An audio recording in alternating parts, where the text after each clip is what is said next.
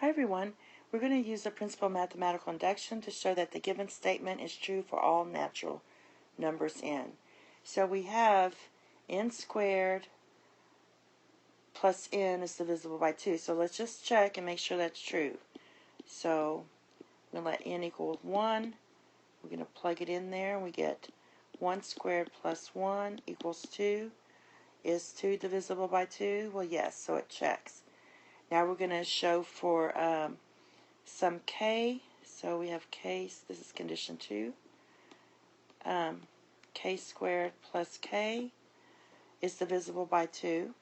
We're going to assume this is true, so assume that. Because we want to, when you're doing these type problems, you want to get back to this. So when we're cleaning our, simplifying our expressions, we want to make sure that we can assume that this is true. So now we're going to check for k plus 1.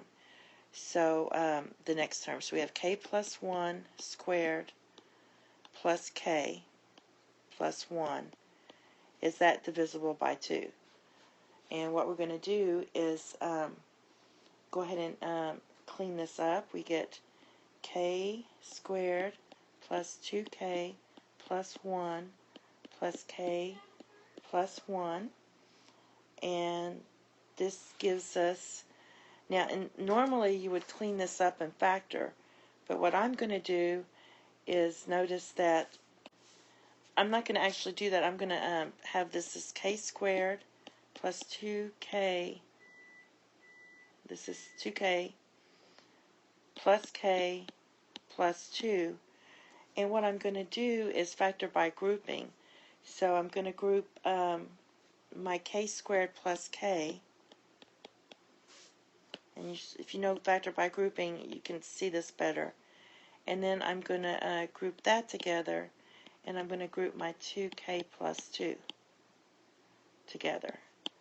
So I already know that this is divisible by 2. The reason I did that is I want to get back to my original assumption here, that k squared plus k is divisible by 2.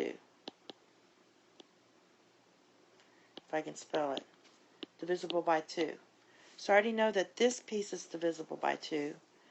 If I factor out a 2 here, so I have k squared plus k plus 2 times k plus 1, I already know that this is divisible by 2, and you should notice that this portion is divisible by 2, because I can divide this by 2 and it cancels.